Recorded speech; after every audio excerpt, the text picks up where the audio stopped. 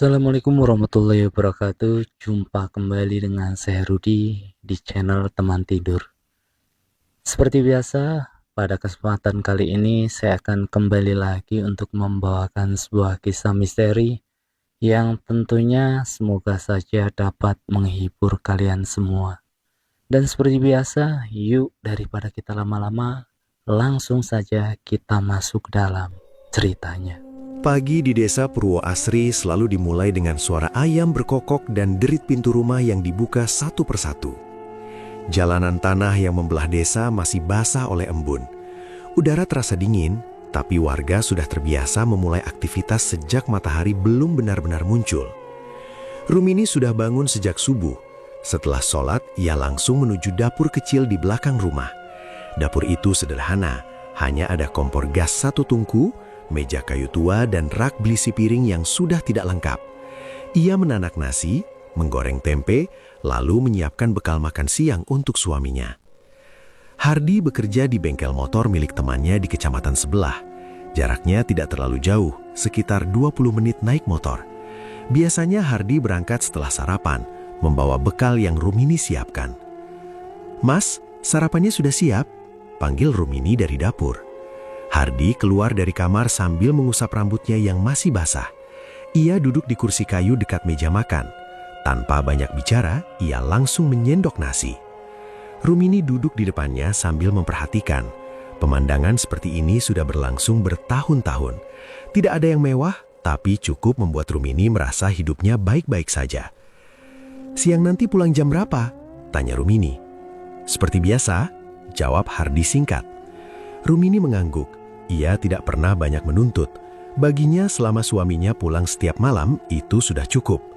Rumah mereka berada di ujung gang kecil, tidak jauh dari rumah kakak kandung Rumini, Supardi. Supardi bekerja sebagai buruh bangunan. Istrinya Harti membuka warung kecil di depan rumah. Warung itu menjual kebutuhan sehari-hari, mie instan, kopi sachet, gula, dan jajanan anak-anak. Sejak kecil Rumini memang dekat dengan kakaknya. Setelah menikah, ia merasa beruntung karena tetap bisa tinggal berdekatan. Hampir setiap sore ia berkunjung ke rumah Supardi. Kadang hanya untuk mengobrol, kadang membantu Harti di warung. Hubungan kedua keluarga itu dikenal baik oleh warga. Mereka sering terlihat makan bersama saat malam minggu atau acara keluarga kecil. Siang hari itu setelah Hardi berangkat kerja, Rumini berjalan menuju rumah Supardi. Ia membawa sepiring gorengan yang baru saja ia buat. Harti sedang duduk di depan warung sambil melayani anak-anak yang membeli permen. Min, pagi-pagi sudah kesini," kata Harti sambil tersenyum. "Bikin gorengan kebanyakan, daripada dingin mending dibawa ke sini," jawab Rumini. Harti tertawa kecil. Ini perut lagi lapar. Rumini duduk di bangku panjang. Ia membantu membungkus barang belanjaan warga yang datang silih berganti. Suasana terasa santai. Mereka sering bercanda tentang hal-hal kecil. Supardi baru pulang menjelang siang. Bajunya kotor oleh semen dan debu. Ia langsung duduk sambil minum air putih dari gelas besar. "Kerjaan lagi banyak, Di?" tanya Rumini. "Lumayan, proyek baru mulai," jawab Supardi. Obrolan mereka terasa hangat. Tidak ada yang aneh, tidak ada yang mencurigakan. Semuanya terlihat seperti keluarga biasa yang saling mendukung. Menjelang sore, Rumini pulang ke rumah untuk menyiapkan makan malam.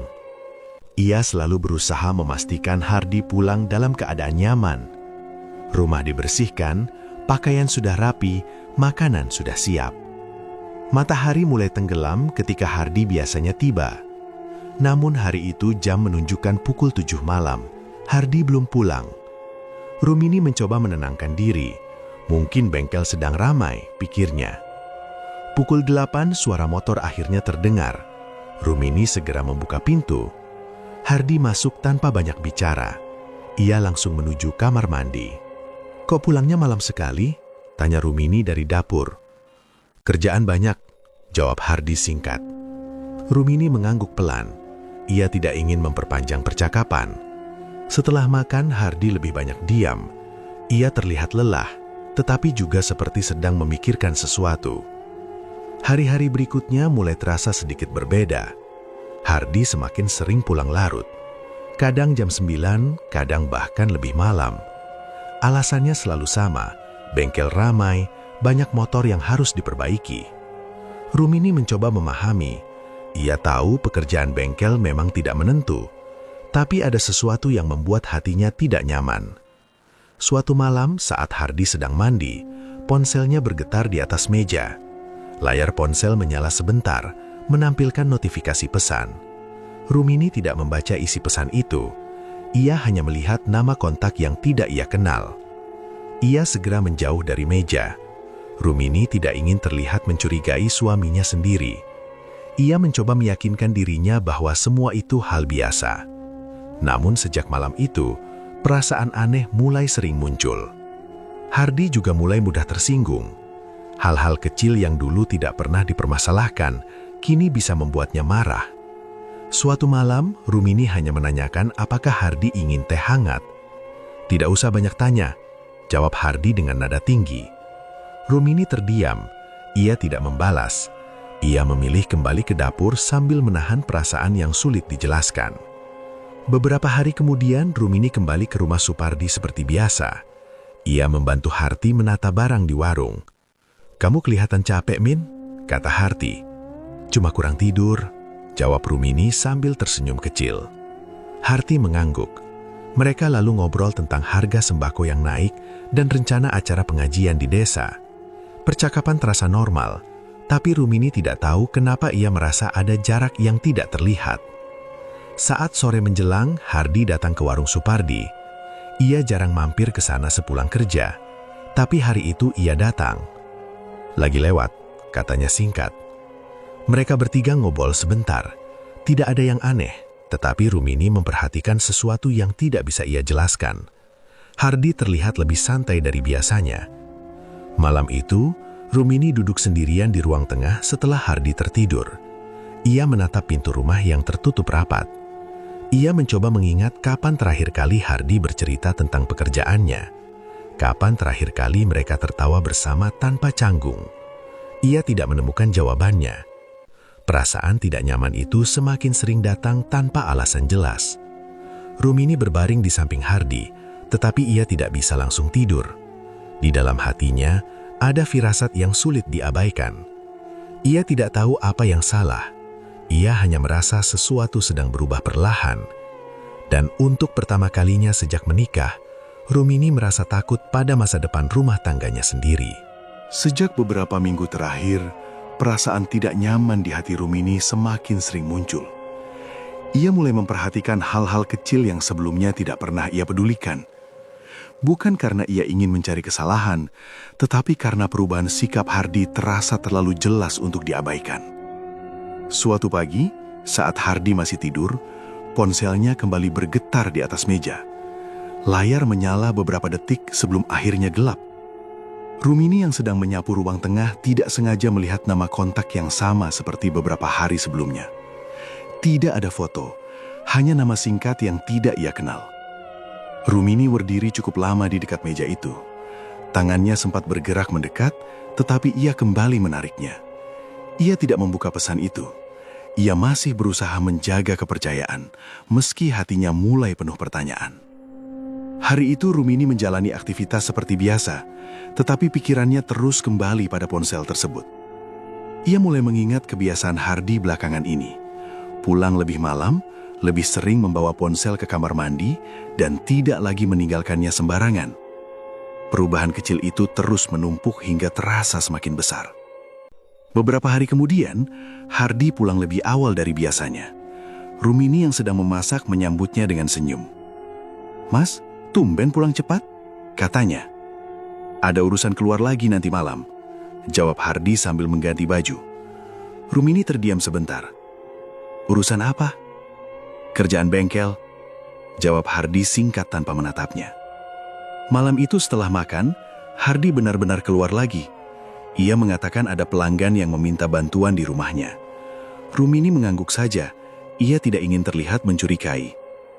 Namun ketika pintu rumah tertutup dan suara motor menjauh, perasaan aneh itu kembali datang. Rumini duduk sendirian di ruang tengah. Jam dinding menunjukkan pukul 9 malam. Biasanya ia sudah bersiap tidur di jam seperti ini. Waktu berjalan lambat. Pukul 10, Hardi belum pulang. Pukul 11, rumah terasa semakin sepi. Rumini mencoba mengalihkan pikiran dengan menonton televisi, tetapi ia tidak benar-benar memperhatikan apa yang ia tonton. Hampir tengah malam, suara motor akhirnya terdengar. Rumini berdiri di dekat pintu sebelum Hardi sempat mengetuk. "Lama sekali," ucapnya pelan. "Motor pelanggan rusak parah," jawab Hardi sambil mengganti baju. Rumini terdiam sebentar. "Urusan apa?" "Kerjaan bengkel." Hardi tidak melanjutkan pertanyaan. Ia mulai merasa setiap jawaban Hardi terdengar seperti kalimat yang sudah disiapkan. Hari demi hari berlalu. Kebohongan kecil mulai terasa berulang. Alasan yang hampir sama, waktu pulang yang semakin tidak menentu, dan sikap yang semakin tertutup. Rumini akhirnya mulai memperhatikan dengan lebih serius. Suatu sore, ia sengaja menanyakan pada teman Hardi yang juga bekerja di bengkel. "Belakangan bengkel sering lembur ya?" tanya Rumini. Teman Hardi terlihat bingung. "Lembur? Tidak juga, malah minggu ini sepi." Jawaban itu membuat jantung Rumini berdegup lebih cepat. Ia tersenyum dan mengangguk seolah tidak ada yang aneh, tetapi pikirannya langsung dipenuhi kecurigaan. Malam berikutnya, Hardi kembali mengatakan akan keluar setelah makan malam. "Bengkel lagi rame?" tanya Rumini pelan. "Iya," jawab Hardi singkat. Rumini hanya mengangguk. Ia tidak bertanya lagi. Namun malam itu, setelah Hardi pergi, Rumini mengambil keputusan yang belum pernah ia lakukan sebelumnya. Ia mengambil jaket, memakai sandal, lalu keluar rumah secara perlahan. Ia memastikan jarak yang cukup agar tidak terlihat. Jantungnya berdebar sangat kencang, bahkan langkah kakinya terasa gemetar. Lampu jalan di Desa Purwoasri tidak banyak. Beberapa bagian jalan hanya diterangi cahaya dari rumah warga. Suasana malam terasa sunyi, hanya terdengar suara serangga dari kebun di sekitar desa. Dari kejauhan, Rumini melihat motor Hardi berhenti di sebuah gang kecil. Ia langsung mengenali tempat itu. Itu jalan menuju rumah Supardi. Rumini berhenti berjalan. Ia berdiri cukup lama di pinggir jalan, mencoba meyakinkan dirinya bahwa ia salah melihat. Mungkin Hardi hanya lewat, mungkin hanya mampir sebentar. Namun bayangan buruk mulai muncul di pikirannya. Rumini, hari demi hari berlalu. Kebohongan kecil mulai terasa berulang. Alasan yang hampir sama, waktu pulang yang semakin tidak menentu, dan sikap yang semakin tertutup. Rumini akhirnya mulai memperhatikan dengan lebih serius. Suatu sore, ia sengaja menanyakan pada teman Hardi yang juga bekerja di bengkel. "Belakangan bengkel sering lembur ya?" tanya Rumini. Teman Hardi terlihat bingung. "Lembur? Tidak juga, malah minggu ini sepi." Jawaban itu membuat jantung Rumini berdegup lebih cepat. Ia tersenyum dan mengangguk seolah tidak ada yang aneh, tetapi pikirannya langsung dipenuhi kecurigaan. Malam berikutnya, Hardi kembali mengatakan akan keluar setelah makan malam. "Bengkel lagi rame?" tanya Rumini pelan. "Iya," jawab Hardi singkat. Rumini hanya mengangguk. Ia tidak bertanya lagi. Namun malam itu, setelah Hardi pergi, Rumini mengambil keputusan yang belum pernah ia lakukan sebelumnya. Ia mengambil jaket, memakai sandal, lalu keluar rumah secara perlahan. Ia memastikan jarak yang cukup agar tidak terlihat. Jantungnya berdebar sangat kencang, bahkan langkah kakinya terasa gemetar. Lampu jalan di Desa Purwoasri tidak banyak. Beberapa bagian jalan hanya diterangi cahaya dari rumah warga. Suasana malam terasa sunyi, hanya terdengar suara serangga dari kebun di sekitar desa. Dari kejauhan, Rumini melihat motor Hardi berhenti di sebuah gang kecil. Ia langsung mengenali tempat itu. Itu jalan menuju rumah Supardi. Rumini berhenti berjalan. Ia berdiri cukup lama di pinggir jalan, mencoba meyakinkan dirinya bahwa ia salah melihat. Mungkin Hardi hanya lewat, mungkin hanya mampir sebentar. Namun bayangan buruk mulai muncul di pikirannya. Rumini berjalan perlahan mendekat. Ia berusaha tidak menimbulkan suara. Lampu rumah Supardi masih menyala redup. Ia bersembunyi di balik pagar tetangga. Dari sana, ia bisa melihat halaman rumah kakaknya. Beberapa menit berlalu. Pintu rumah Supardi terbuka pelan. Hardi keluar dari dalam rumah. Langkah Rumini langsung berhenti. Napasnya terasa tercekat. Ia berharap melihat Supardi di belakang Hardi. Ia berharap ada penjelasan yang masuk akal. Namun orang yang muncul di pintu bukan Supardi. Harti berdiri di sana. Ia menatap Hardi dengan senyum kecil sebelum pintu ditutup kembali. Dunia Rumini terasa berhenti di detik itu juga. Kakinya lemas. Ia tidak mampu bergerak. Pikirannya kosong, seolah tidak mampu memahami apa yang baru saja ia lihat. Air mata mulai mengalir tanpa ia sadari. Tangannya menutup mulut agar tidak mengeluarkan suara. Ia tidak tahu berapa lama ia berdiri di sana. Yang ia tahu, semua yang selama ini ia takutkan akhirnya terjadi di depan matanya sendiri. Rumini berbalik perlahan. Langkahnya terasa berat, seperti tubuhnya kehilangan tenaga. Jalan pulang terasa jauh lebih panjang dari biasanya. Malam terasa sangat sunyi. Tidak ada suara selain langkah kakinya sendiri. Rumini tidak menangis keras. Ia hanya berjalan pulang dengan mata basah dan pikiran kosong. Ketika sampai di rumah, ia langsung duduk di lantai ruang tengah. Lampu tidak ia nyalakan. Ia hanya menatap kegelapan. Untuk pertama kalinya dalam hidupnya, Rumini merasa benar-benar sendirian. Dan malam itu, dunia Rumini runtuh tanpa suara. Hari itu, Rumini memutuskan pergi ke rumah Supardi. Ia tidak ingin menyimpan semua ini sendirian. Ia merasa kakaknya berhak tahu apa yang terjadi di rumah tangganya sendiri. Supardi sedang memperbaiki kursi kayu di teras saat Rumini datang. Wajah kakaknya terlihat lelah, tapi tetap menyambutnya dengan senyum. "Mas, aku mau bicara serius," kata Rumini. Nada suara Rumini membuat Supardi langsung berhenti bekerja. Mereka duduk di ruang tamu. Rumini menatap lantai cukup lama sebelum akhirnya berbicara. "Aku lihat Mas Hardi keluar dari rumah ini tadi malam." Supardi mengernyit. "Mungkin mampir sebentar." "Yang bukakan pintu Mbak Harti." Kalimat itu membuat Supardi terdiam. Ia tidak langsung menanggapi. Ia hanya menatap Rumini seolah berharap adiknya akan mengatakan bahwa semua ini hanya salah paham. "Aku lihat sendiri," lanjut Rumini. Wajah Supardi perlahan berubah. Ia berdiri tanpa berkata apa-apa, lalu memanggil istrinya. "Harti, sini sebentar." Harti keluar dari dapur sambil mengelap tangan. Ia terlihat heran melihat Rumini duduk dengan wajah tegang. "Ada apa?" Supardi menatap istrinya.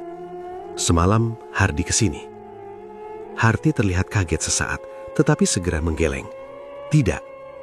Rumini menatap langsung ke arah Harti. "Aku lihat sendiri." Suasana ruang tamu langsung terasa berat. Harti menatap Supardi. Dia cuma lewat."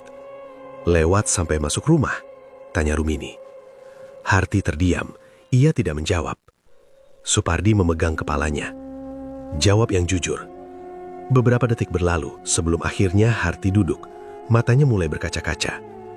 Aku tidak tahu harus bilang apa." Jawaban itu cukup untuk membuat Supardi mengerti. Rumini merasa dadanya sesak. Ia tidak menyangka harus melihat kakaknya menerima kenyataan seperti ini. Supardi duduk kembali dengan wajah pucat. Ia tidak marah, tidak berteriak, hanya diam terlalu lama. "Kalian sudah sejauh apa?"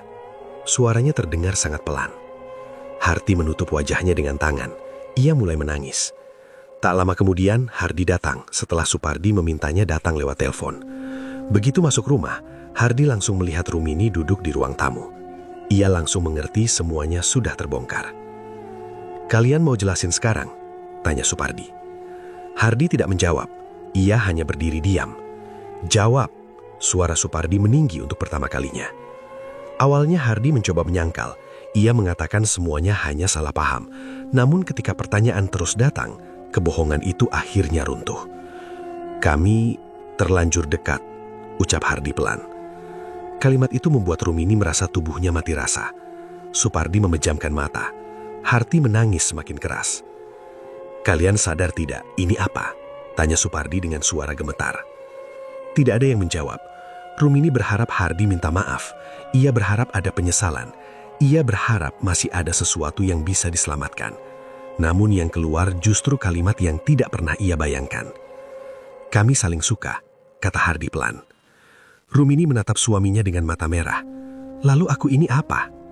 Hardi menatap lantai. Aku tidak pernah berniat menyakitimu. Jawaban itu terasa seperti pisau yang ditarik perlahan. Tidak berniat? Suara Rumini pecah. Kamu hancurkan rumah tangga sendiri dan bilang tidak berniat menyakiti. Hardi tidak menjawab. Beberapa saat kemudian ia berkata, aku minta kamu mengerti keadaan ini.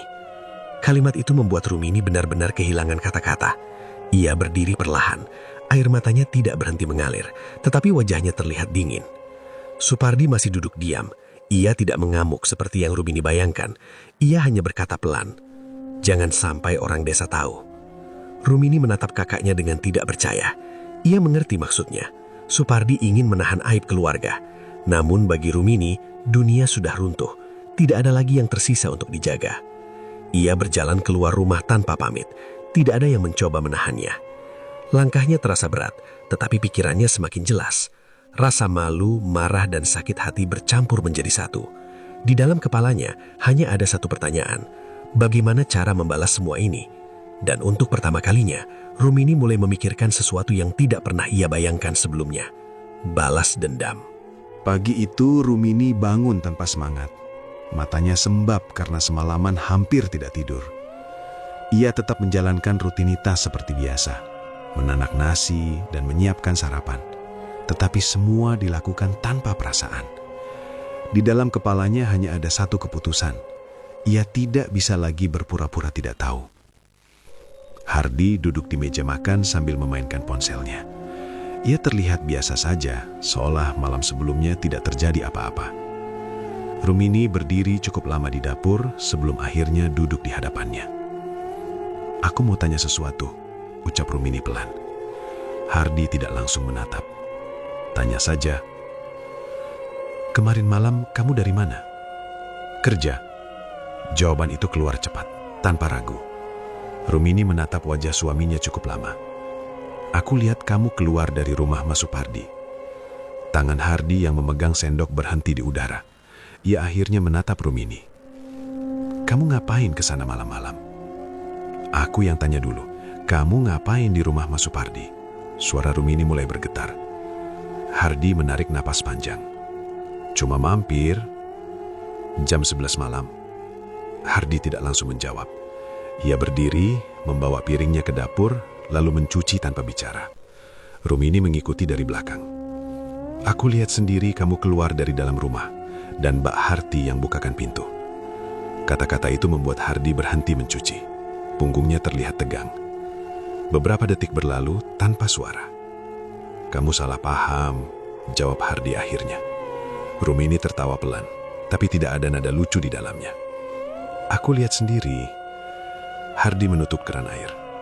Sudahlah, jangan dibesar-besarkan. Jawaban itu terasa seperti tamparan bagi Rumini. Ia tidak berteriak. Ia tidak menangis. Ia hanya menatap Hardi dengan wajah kosong. Sejak hari pengakuan itu, Rumini berubah menjadi lebih pendiam. Ia tetap menjalani aktivitas seperti biasa, tetapi pikirannya tidak pernah benar-benar hadir di setiap kegiatan yang ia lakukan.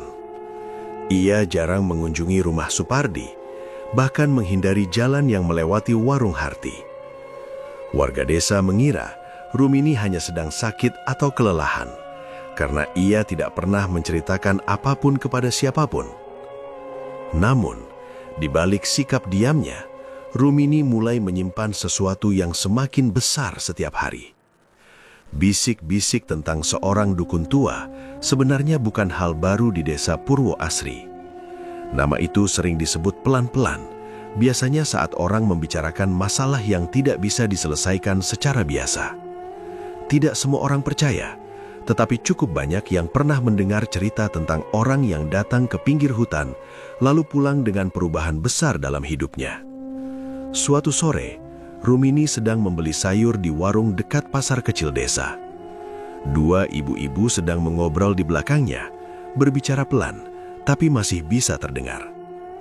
Kata tetangga dusun sebelah, anaknya sembuh setelah dibawa ke orang tua di hutan itu. Kata salah satu dari mereka. Yang rumahnya dekat pohon beringin itu, jawab yang lain.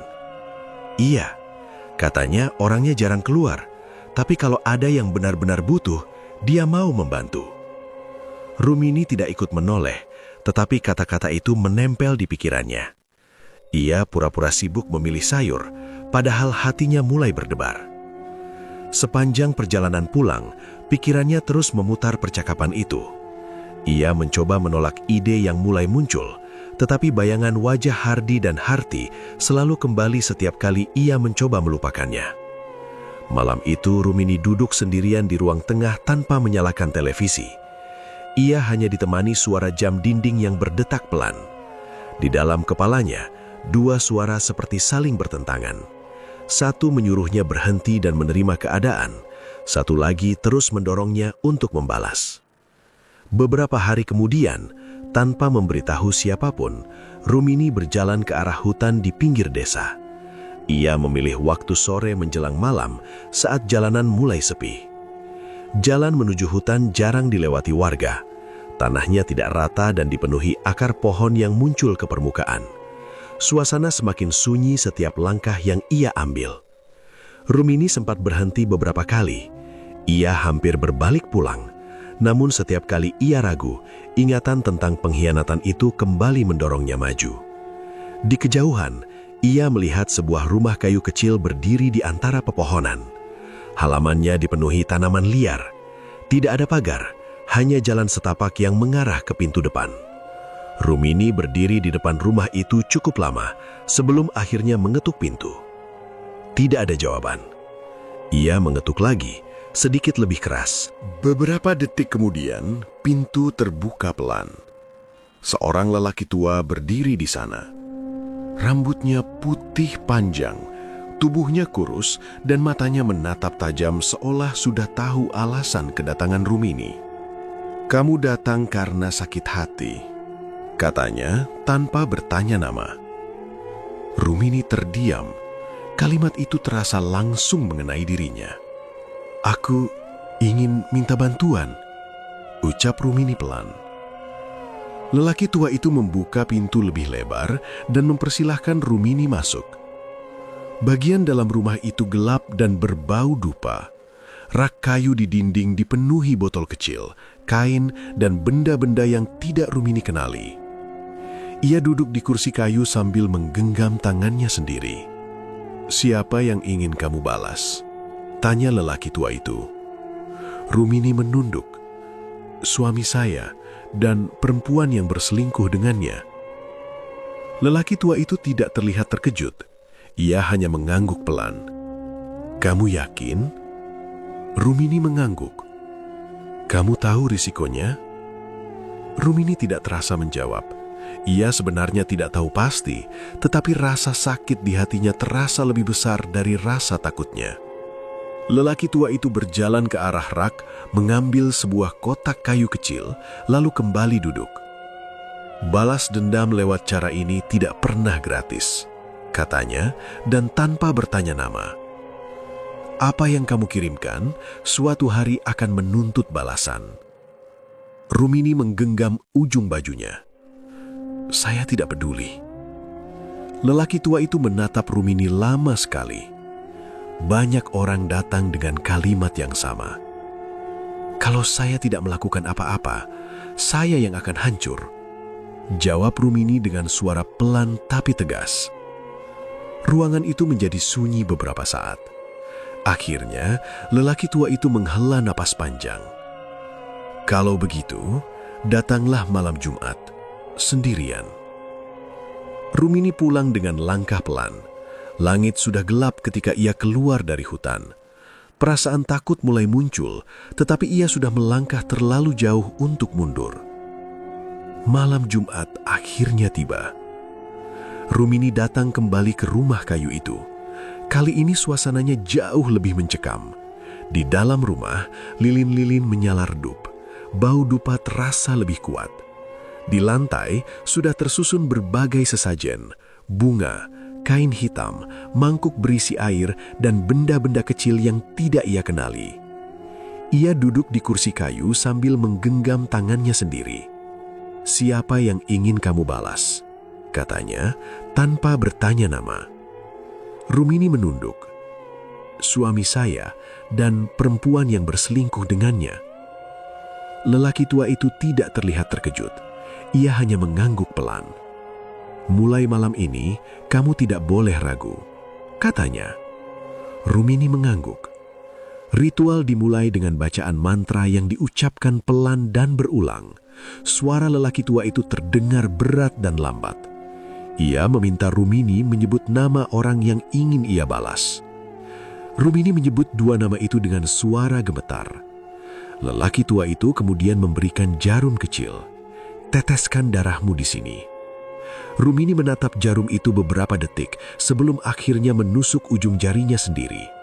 Darah menetes ke mangkuk kecil di depannya. Ritual berlangsung lama. Rumini tidak mengerti semua yang dilakukan, tetapi ia mengikuti setiap instruksi tanpa bertanya. Udara di dalam ruangan terasa semakin dingin. Rumini merasakan bulu kuduknya berdiri, tetapi ia tidak menghentikan apapun.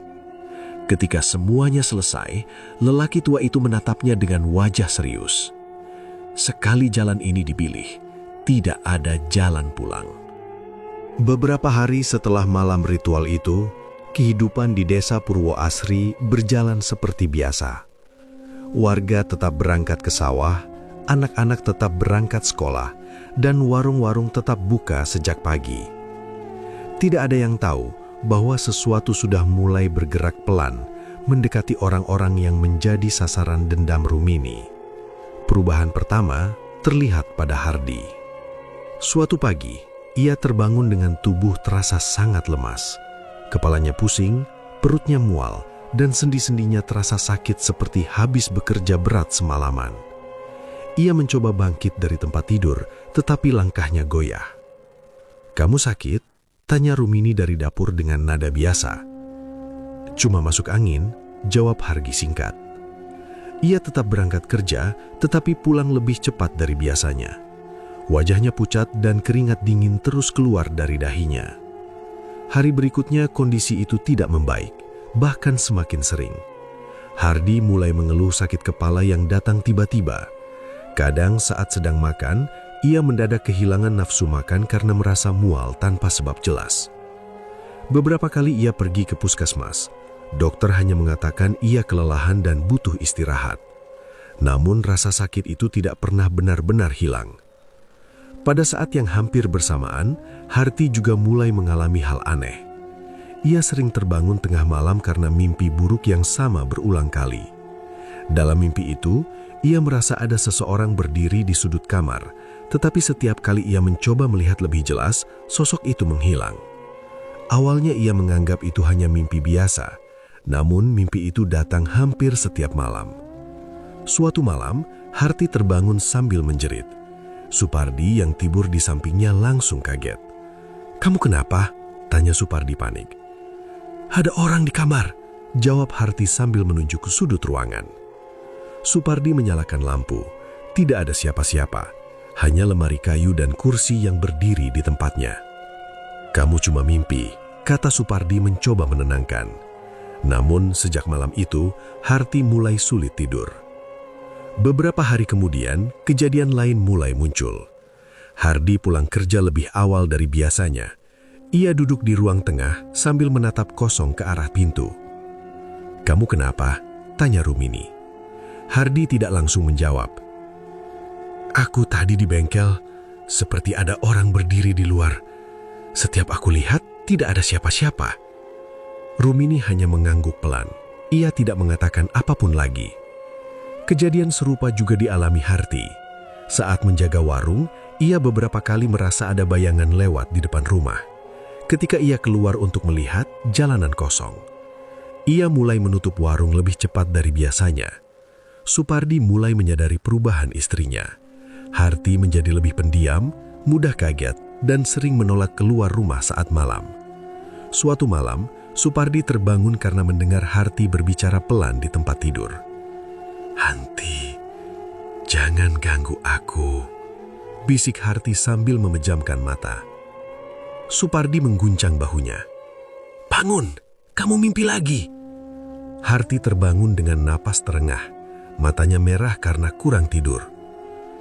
"Aku dengar "Ada yang memanggil namaku," katanya pelan. Supardi mencoba menenangkan, tetapi rasa khawatir mulai tumbuh di dalam dirinya. Di sisi lain, warga desa mulai memperhatikan perubahan pada Hardi. Ia sering terlihat pucat, jarang berbicara, dan beberapa kali hampir pingsan saat bekerja. Teman-temannya mulai membicarakan kondisi itu. "Sakit apa sih Hardi sekarang?" tanya salah satu warga di warung kopi. "Katanya sering pusing dan muntah," jawab yang lain. Pembicaraan seperti itu mulai menyebar, pelan tapi pasti. Rumini mendengar semuanya. Ia mendengar setiap cerita dari tetangga, dari warung, dari percakapan kecil di jalan. Ia tidak pernah ikut berbicara, tetapi ia selalu mendengarkan. Pada awalnya, ada rasa puas di dalam dirinya. Ia merasa apa yang terjadi adalah balasan yang pantas. Namun perasaan itu tidak bertahan lama. Suatu malam, Hardi terbangun tiba-tiba dan langsung duduk di tempat tidur. Napasnya cepat, wajahnya pucat. "Ada apa?" tanya Rumini. "Aku dengar ada yang bisik di telingaku." Rumini merasakan bulu kuduknya berdiri. Ia tidak menyangka perubahan itu akan terlihat sedekat ini. Beberapa malam kemudian, giliran Hardi yang mengalami hal serupa. Ia mendengar suara pelan memanggil namanya dari arah dapur saat semua orang sudah tidur. Supardi memeriksa seluruh rumah tetapi tidak menemukan apapun. Kejadian-kejadian itu mulai membuat Supardi gelisah. Ia tidak tahu harus percaya apa, tetapi ia tahu ada sesuatu yang tidak beres. Ia mulai sering berdoa lebih lama dari biasanya. Ia juga meminta Hardi berhenti membuka warung terlalu malam. Sementara itu, Rumini mulai merasa perasaan di dalam dirinya berubah. Ia masih mengingat alasan semua ini bermula, tetapi kini ia juga mulai merasa takut. Setiap kali melihat Hardi duduk diam dengan wajah pucat, ada rasa bersalah yang muncul sebentar sebelum akhirnya tenggelam oleh ingatan lama. Malam-malam di desa Purwo Asri terasa berbeda dari biasanya. Beberapa warga mulai mengeluh sering mendengar suara aneh dari arah jalan sepi. Ada yang mengaku melihat bayangan lewat di dekat rumah Supardi. Rumini tidak pernah ikut membicarakan hal itu. Ia hanya mendengarkan dalam diam. Di dalam hatinya, kepuasan yang dulu terasa kuat, kini perlahan berubah menjadi kegelisahan yang sulit dijelaskan. Kondisi Hardi terus menurun dalam waktu yang tidak lama. Ia sudah jarang berangkat ke bengkel karena tubuhnya semakin lemah. Nafsu makannya hampir hilang. Wajahnya terlihat cekung dan matanya selalu terlihat sayu seperti orang yang tidak pernah benar-benar tidur. Suatu pagi, Hardi terbangun dengan rasa nyeri hebat di perut.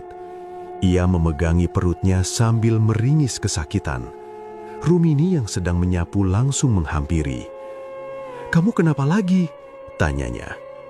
"Sakit, perutku seperti ditusuk," jawab Hardi dengan suara lemah. Rumini membantunya duduk. Tubuh Hardi terasa dingin meskipun cuaca pagi cukup hangat. Ia akhirnya dibawa ke puskesmas oleh tetangga yang membantu meminjamkan motor. Dokter memeriksa beberapa saat, tetapi tidak menemukan penyebab yang jelas. Hardi hanya diberi obat pereda nyeri dan diminta istirahat total. Namun rasa sakit itu tidak berhenti, justru semakin sering datang, terutama pada malam hari. Beberapa malam kemudian, Hardi kembali terbangun sambil berteriak kesakitan. Rumini yang terjaga langsung menyalakan lampu. Hardi memegangi dadanya sambil terengah-engah. "Ada apa?" tanya Rumini panik. "Sesak, aku tidak bisa napas." Rumini membantu manggil tetangga untuk membantu Hardi ke rumah sakit di kota kecamatan. Perjalanan terasa sangat lama. Di sepanjang jalan, Hardi terus mengeluh kesakitan. Namun sebelum mereka sampai, tubuh Hardi tiba-tiba lemas. Napasnya berhenti. Motor berhenti mendadak di pinggir jalan. Tetangga yang mengantar mencoba mengecek denyut nadinya, tetapi tidak menemukan apapun. Hardi meninggal dalam perjalanan menuju rumah sakit. Kabar itu cepat menyebar ke seluruh desa Purwo Asri. Warga berdatangan ke rumah Rumini untuk melayat. Banyak yang terkejut karena semuanya terjadi begitu cepat. Beberapa orang berbisik pelan di luar rumah. Mereka merasa kematian itu aneh karena Hardi sebelumnya tidak memiliki riwayat penyakit serius. Supardi datang dengan wajah pucat. Ia berdiri lama di dekat jenazah tanpa berkata apapun. Matanya terlihat kosong, seolah belum bisa menerima kenyataan. Pemakaman berlangsung sederhana. Rumini duduk diam sepanjang proses itu. Ia tidak menangis keras seperti yang dibayangkan orang-orang. Wajahnya terlihat datar, seperti kehilangan perasaan. Beberapa hari setelah pemakaman, desa belum benar-benar kembali tenang. Karena tidak lama setelah itu, Harti mulai jatuh sakit. Awalnya hanya demam tinggi yang tidak kunjung turun. Ia juga mengeluh pusing dan sering muntah tanpa sebab jelas. Supardi membawa istrinya ke puskesmas, lalu ke klinik, tetapi hasilnya sama, tidak ditemukan penyakit yang pasti. Malam hari menjadi waktu yang paling menakutkan bagi Harti. Ia sering menjerit dalam tidur. Ia mengatakan melihat sosok berdiri di dekat pintu kamar. Sosok itu hanya diam dan menatap. Supardi mulai merasa putus asa. Ia tidak tahu harus meminta bantuan ke siapa lagi. Malam itu Harti menolak tidur di kamar. Ia duduk di ruang tengah sambil memeluk lututnya. "Aku takut," katanya pelan. Supardi mencoba menenangkan, tetapi wajahnya sendiri terlihat tegang. Beberapa hari kemudian, kondisi Harti memburuk dengan sangat cepat. Tubuhnya semakin lemah hingga sulit berjalan. Ia hampir tidak pernah makan. Suatu sore, tetangga mendengar suara benda jatuh dari dalam rumah Supardi. Beberapa orang berlari masuk dan menemukan Harti tergeletak di lantai dapur. Matanya terbuka lebar, wajahnya pucat, dan tubuhnya tidak bergerak. Harti meninggal di tempat. Kematian itu membuat desa Purwo Asri gempar. Dalam waktu tidak sampai 2 minggu, 2 orang meninggal dengan kondisi yang dianggap tidak wajar. Bisik-bisik mulai terdengar lebih jelas. Banyak warga percaya ada sesuatu yang tidak terlihat di balik semua kejadian itu. Rumini mendengar semua pembicaraan itu dari dalam rumahnya. Ia duduk sendirian, mencoba menenangkan pikirannya sendiri. Awalnya ia mengira semuanya akan selesai setelah 2 orang itu tiada. Namun beberapa malam setelah pemakaman Harti, Rumini mulai mengalami hal aneh. Ia bermimpi berada di dalam rumah yang gelap. Di ujung ruangan ada 2 sosok berdiri tanpa bergerak. Ia tahu siapa mereka, meskipun wajah mereka tidak terlihat jelas. Rumini terbangun dengan napas cepat dan tubuh berkeringat dingin. Ia mencoba melupakan mimpi itu, tetapi mimpi yang sama datang lagi malam berikutnya. Suatu malam, ia terbangun karena merasa ada yang berdiri di dekat tempat tidur. Ia membuka mata perlahan, tetapi tidak melihat siapapun. Namun perasaan diawasi itu tidak hilang. Beberapa hari kemudian, saat sedang memasak di dapur, Rumini mendengar suara langkah kaki di ruang tengah. Ia mengira ada tamu yang datang. Ketika ia keluar, rumah kosong. Perasaan takut mulai tumbuh perlahan. Rumini mencoba meyakinkan dirinya bahwa semua itu hanya perasaan bersalah. Namun kejadian aneh semakin sering muncul. Lampu rumah tiba-tiba mati lalu menyala sendiri. Pintu yang sudah dikunci terdengar seperti diketuk pelan saat malam. Rumini mulai sulit tidur. Setiap malam terasa lebih panjang daripada sebelumnya. Ia akhirnya duduk sendirian di ruang tengah dengan wajah pucat. Untuk pertama kalinya, ia menyadari satu hal yang tidak pernah ia pikirkan sebelumnya. Semua ini belum selesai. Sejak kejadian-kejadian aneh mulai terjadi di rumahnya sendiri, Rumini tidak pernah benar-benar merasa tenang. Ia jarang keluar rumah kecuali untuk hal penting. Malam hari menjadi waktu yang paling ia takuti, karena setiap kali lampu dipadamkan, perasaan diawasi itu selalu muncul. Suatu malam, Rumini terbangun karena suara langkah kaki di luar kamar. Langkah itu pelan, seperti seseorang berjalan tanpa alas kaki di lantai semen. Rumini menahan napas, mencoba mendengarkan lebih jelas. Langkah itu berhenti tepat di depan pintu kamarnya. Beberapa detik berlalu tanpa suara. Rumini tidak berani membuka pintu. Ia hanya duduk di tempat tidur sambil memeluk lututnya sampai pagi.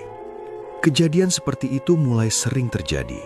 Kadang suara terdengar dari dapur, kadang dari ruang tengah. Setiap kali Rumini memberanikan diri memeriksa, tidak ada siapa-siapa di dalam rumah. Tubuh Rumini pun juga mulai berubah. Ia sering merasa lemas, pusing tanpa sebab, dan kehilangan nafsu makan. Warga yang melihatnya mengatakan wajah Rumini semakin pucat dari hari ke hari. Suatu sore, Rumini sedang duduk di ruang tengah ketika tiba-tiba ia melihat bayangan hitam bergerak cepat di sudut ruangan. Ia langsung berdiri dan menoleh, tetapi tidak ada apa-apa di sana. Jantungnya berdebar sangat kencang. Sejak saat itu, bayangan itu mulai sering muncul. Kadang terlihat sekilas di dinding, kadang seperti berdiri di ujung lorong sebelum menghilang. Rumini mulai sulit membedakan mana yang nyata dan mana yang tidak. Suatu malam, saat ia mencoba memejamkan mata, ia mendengar bisikan pelan di dekat telinganya. "Kami sudah datang." Rumini langsung membuka mata dan bangkit dari tempat tidur. Tidak ada siapa-siapa di kamar. Namun, suara itu terdengar jelas, seperti diucapkan tepat di sampingnya. Ketakutan yang dulu hanya ia rasakan samar, kini berubah menjadi nyata. Rumini akhirnya memutuskan kembali ke rumah dukun tua di pinggir hutan. Ia datang di sore hari dengan langkah tergesa-gesa. Wajahnya pucat dan matanya terlihat lelah.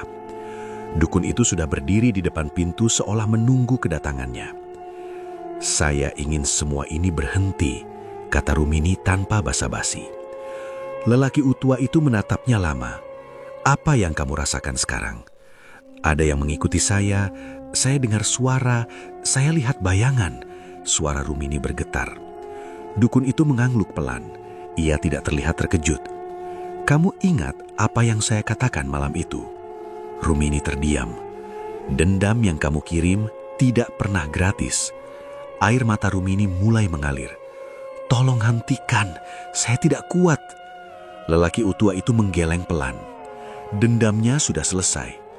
Rumini menatapnya dengan wajah penuh harap. "Kalau begitu kenapa masih terjadi?" Dukun itu menjawab dengan suara datar. "Sekarang giliran penagihan." Kalimat itu membuat tubuh Rumini terasa lemas. "Apa maksudnya?"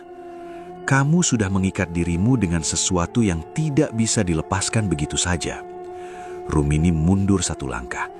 Saya tidak mau semua ini." "Pilihan itu seharusnya kamu pikirkan sebelum ritual dimulai," jawab lelaki tua itu. Rumini pulang dengan langkah gontai. Hutan terasa lebih gelap dari biasanya. Ia merasa setiap langkahnya diikuti sesuatu dari belakang, meskipun ia tidak berani menoleh. Malam hari menjadi semakin mengerikan. Rumini sering melihat sosok berdiri di dalam rumahnya. Kadang di dapur, kadang di dekat pintu kamar. Sosok itu tidak pernah mendekat, hanya berdiri diam dan menatap. Suatu malam, Rumini terbangun dan melihat dua sosok berdiri di ujung kamar. Tubuhnya kaku, tidak bisa bergerak. Ia ingin berteriak, tetapi suaranya tidak keluar. Sosok itu berdiri beberapa detik sebelum menghilang perlahan. Sejak malam itu, kesehatan Rumini memburuk dengan cepat. Ia jarang makan, jarang tidur, dan hampir tidak pernah keluar rumah. Tetangga mulai khawatir, tetapi Rumini selalu mengatakan ia hanya kelelahan. Hingga suatu pagi, seorang tetangga yang biasa mengantarkan makanan menemukan pintu rumah Rumini terbuka. Rumah itu sunyi. Tetangga itu memanggil beberapa warga lain sebelum akhirnya masuk ke dalam. Rumini ditemukan di kamar, terbaring di tempat tidur dengan wajah pucat. Matanya terbuka lebar menatap langit-langit. Tubuhnya sudah dingin. Di dinding kamar ada bekas goresan panjang seperti cakaran. Desa Purwo Asri kembali gempar. Tidak ada yang tahu pasti apa yang terjadi di dalam rumah itu malam sebelumnya. Namun, sejak hari itu, rumah Rumini dibiarkan kosong. Tidak ada warga yang berani mendekat setelah matahari terbenam. Mereka mengatakan kadang terdengar suara langkah kaki di dalam rumah yang seharusnya sudah tidak berpenghuni. Dan kisah Rumini menjadi peringatan yang tidak pernah dilupakan oleh warga desa. Beberapa bulan setelah semua kejadian itu, Desa Purwo Asri kembali terlihat seperti desa yang sama seperti dulu. Sawah kembali hijau, anak-anak kembali bermain di jalanan tanah, dan suara ayam berkokok setiap pagi terdengar seperti rutinitas biasa yang menenangkan. Orang luar mungkin tidak akan pernah tahu bahwa desa itu pernah diliputi ketakutan yang panjang. Namun bagi warga yang tinggal di sana, kenangan tentang Rumini tidak pernah benar-benar hilang. Rumah Rumini kini kosong. Pintu kayunya selalu tertutup rapat. Cat temboknya mulai mengelupas. Rumput liar tumbuh tinggi di halaman depan. Tidak ada yang berani menempati rumah itu lagi. Bahkan anak-anak yang biasanya berani bermain petak umpet pun tidak pernah mendekat ke sana. Apalagi saat matahari mulai turun. Warga hanya berani lewat di siang hari. Itu pun dengan langkah cepat dan pandangan lurus ke depan. Tidak ada yang ingin melihat terlalu lama. Beberapa orang mengaku kadang mendengar suara pintu berderit pada malam hari. Ada juga yang bilang pernah melihat lampu rumah itu menyala sebentar, lalu mati lagi. Padahal jelas tidak ada listrik yang masih terpasang. Tidak ada yang berani memastikan kebenarannya. Nama Rumini tidak pernah lagi disebut dengan suara keras. Jikapun muncul dalam percakapan, biasanya hanya dibisikkan pelan. Kisahnya berubah menjadi cerita peringatan yang dituturkan dari mulut ke mulut. Orang tua di desa mulai memakai kisah itu untuk menasihati anak-anak mereka. Setiap kali ada yang mulai menunjukkan rasa iri, dengki, atau amarah berlebihan, mereka akan berkata pelan, "Jangan sampai seperti Rumini." Tidak ada yang perlu menjelaskan lebih lanjut. Semua orang sudah tahu maksudnya. Supardi adalah salah satu orang yang paling berubah setelah kejadian itu. Wajahnya tampak lebih tua dari sebelumnya. Ia lebih sering diam. Ia jarang ikut berkumpul di pos ronda seperti dulu. Banyak orang tahu ia masih dihantui rasa bersalah, meskipun ia tidak pernah mengatakannya secara langsung. Kadang ia datang ke makam Hardi dan Harti membawa bunga. Ia berdiri lama di sana tanpa bicara, hanya menatap batu nisan sambil menunduk. Sebagian warga menganggap kejadian yang menimpa desa itu sebagai hukuman dari sesuatu yang tidak terlihat. Sebagian lagi menganggapnya sebagai akibat dari pilihan manusia sendiri. Tapi semua sepakat pada satu hal. Kejadian itu meninggalkan pelajaran yang tidak akan pernah dilupakan. Pelajaran pertama yang paling sering dibicarakan adalah tentang pengkhianatan. Pengkhianatan memang menyakitkan. Rasa sakit itu bisa menghancurkan kepercayaan, merusak hubungan, bahkan mengubah seseorang menjadi pribadi yang berbeda. Luka karena pengkhianatan tidak terlihat, tetapi rasanya bisa jauh lebih dalam daripada luka fisik. Namun warga desa kini memahami satu hal penting. Rasa sakit tidak pernah menjadi alasan untuk memilih jalan balas dendam. Karena balas dendam tidak pernah benar-benar menyembuhkan luka.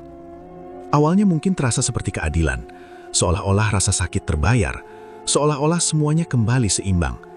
Tetapi kenyataannya, balas dendam hanya memperpanjang penderitaan. Ia tidak menutup luka, melainkan membuat luka baru yang lebih dalam. Pelajaran kedua yang diingat warga adalah tentang jalan gelap. Banyak orang percaya bahwa jalan pintas selalu menggoda saat seseorang sedang putus asa. Ketika rasa sakit terlalu besar, ketika hidup terasa tidak adil, pilihan yang dulu terasa mustahil bisa tiba-tiba terlihat masuk akal. Begitulah jalan gelap bekerja. Ia tidak datang sebagai sesuatu yang menakutkan di awal. Ia datang sebagai solusi. Ia datang sebagai harapan. Ia datang sebagai janji bahwa semua penderitaan bisa berakhir. Namun jalan gelap selalu menuntut harga yang jauh lebih mahal dari yang dibayangkan. Harga itu tidak selalu dibayar dengan uang, kadang dibayar dengan ketenangan, kadang dibayar dengan masa depan, kadang dibayar dengan nyawa. Dan seringkali, ketika seseorang menyadari harga yang harus dibayar, semuanya sudah terlambat. Pelajaran ketiga adalah tentang dendam. Dendam adalah emosi yang pelan-pelan tumbuh. Awalnya kecil, lalu membesar sedikit demi sedikit. Ia tidak terasa berbahaya saat pertama muncul, justru terasa wajar.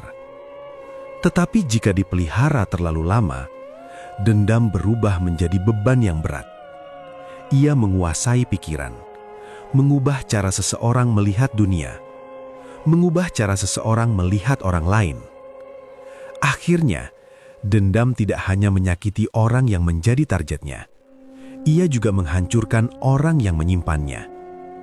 Itulah yang paling ditakuti warga desa Purwoasri sekarang. Bukan lagi santet, bukan lagi bayangan hitam, bukan lagi bisikan di malam hari. Yang paling mereka takuti adalah kebencian yang tumbuh di hati manusia. Pelajaran terakhir adalah tentang memaafkan. Memaafkan bukan hal yang mudah. Banyak warga mengakui hal itu. Memaafkan tidak berarti melupakan. Tidak berarti membenarkan kesalahan. Tidak berarti menganggap luka itu tidak pernah ada. Memaafkan berarti memilih untuk berhenti membawa beban itu setiap hari. Memilih untuk tidak membiarkan kebencian mengendalikan hidup. Memilih untuk tetap berjalan meski hati masih sakit. Kini, setiap kali ada masalah di desa, para tetua selalu mengingatkan warga untuk menyelesaikannya dengan bicara, dengan kepala dingin, dengan hati yang terbuka. Karena mereka tidak ingin kejadian seperti itu terulang lagi. Matahari terbenam di desa Purwo Asri masih terlihat indah seperti dulu. Angin sore masih berhembus pelan melewati sawah.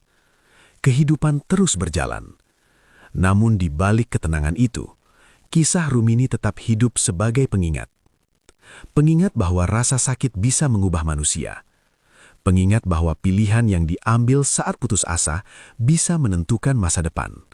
Dan pengingat bahwa tidak ada kegelapan yang datang tanpa menagih balasan. Dan selesai. Itulah sedikit cerita yang dapat saya sampaikan. Semoga di cerita kali ini ada hikmah yang dapat kita ambil dan semoga saja ada pelajaran di setiap kisah dan cerita yang saya bawakan. Terima kasih sudah menonton video di channel Teman Tidur. Jangan lupa tekan tombol like, share, dan komen. Tekan subscribe untuk mengikuti video kami selanjutnya ya. Wassalamualaikum warahmatullahi wabarakatuh.